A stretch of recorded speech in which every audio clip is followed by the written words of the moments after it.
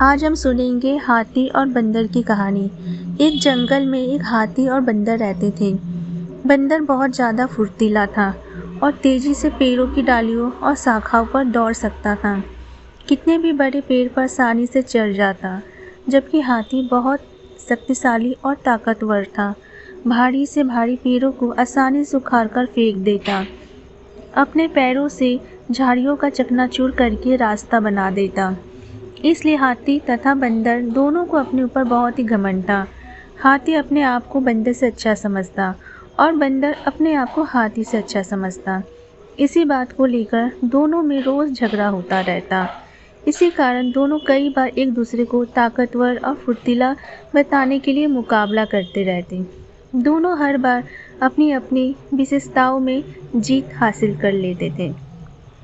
कई बार मुकाबले करने के बाद एक दिन दोनों ने सोचा कि आज तक हमने इतने मुकाबले किए, परंतु दोनों में से सबसे अच्छा कौन है इसका पता नहीं चल सका। और फिर दोनों में बात पर बहस शुरू हो गई। ये दोनों एक पेड़ के नीचे बहस करने लगे कि वहाँ उसी पेड़ के पास दूसरे पेड़ पर एक बुद्धिमान उल्लू बैठा हुआ था। उल्लू को पता था कि ये दोनों रोज़ बहस करते हैं। उन दोनों की आज की बहस को सुनकर उल्लू ने सोचा, आज पता किया जाए कि ये दोनों रोज़ बहस क्यों करते हैं। इन दोनों की समस्या क्या है, समस्या का हल किया जाए। उल्लू ने पास जाकर दोनों से अपनी अपनी समस्या के बारे में पूछा।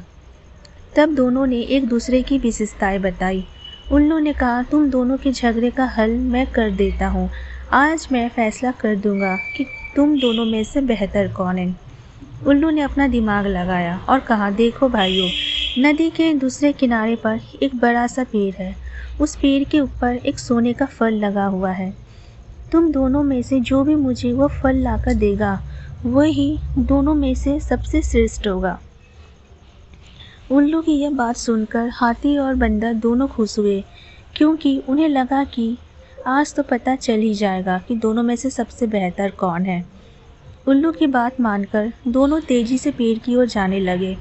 जाते समय रास्ते में बंदर पेड़ों के ऊपर टहनियों पर छलांग लगाकर तेजी से सोने के फल वाले पेड़ की ओर जा रहा था, और साथ ही साथ हाथी भी उन्हीं पेड़ों को कुचलते हुए झाड़ियों को हटाते हुए आगे की तरफ बढ़ रहा था। केवल सोने के फल वाले पेड़ के अलावा दोनों को कुछ भी नजर नहीं आ रहा था। जब दोनों नदी के पास पहुँचे तो सोचने लगे कि अब इस नदी को कैसे पार किया जाए। बिना नदी पार किए तो पेड़ तक जाना संभव ही नहीं है। बंदर नदी में उतरने लगा तो पानी के बहाव से वो बहने लगा, इसलिए वापस किनारे पर आ गया। हाथी को आकर बोला, मैं तो नदी पार करने में असमर्थ हूँ, मैं तो सोने का फल नहीं ला सकता।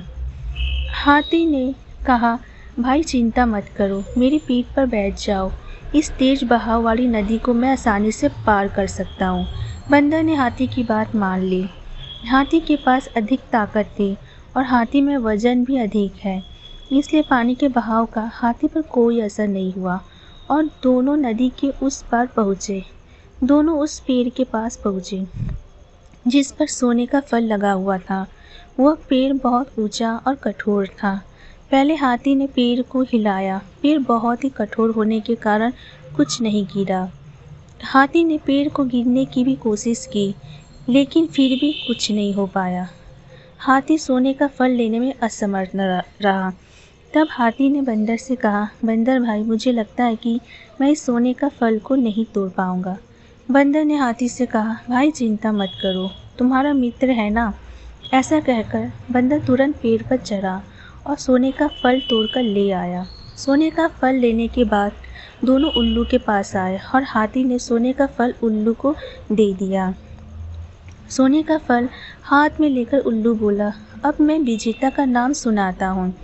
इतने में हाथी ने कहा, नहीं उल्लू भाई, अब इसकी ज़रूरत नहीं है, क्योंकि हम दोनों ने मिलकर इस काम को पूरा किया है। उल्लू ने पूछा, वो कैसे?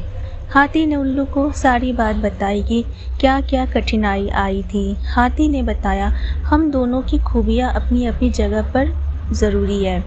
आज हम दोनों ने मिलकर जीत हासिल की है, अतः दोनों ही विजेता है। पूरी बात जानने के बाद उल्लू ने दोनों को बताया कि भगवान ने सभी प्राणियों को अलग अलग शक्ति और खूबी दी है। सभी प्राणियों की शक्ति का अलग अलग जगहों पर अलग अलग महत्व है, इसलिए हमें कभी भी खुद की शक्तियों पर अभिमान नहीं करना चाहिए। उस दिन के बाद हाथी और बंदर को सब कुछ समझ आ चुका था। उन्होंने सोचा कि अब कभी भी वो अपनी खूबियों पर अभिमान नहीं करेंगे और एक दूसरे का सम्मान करेंगे।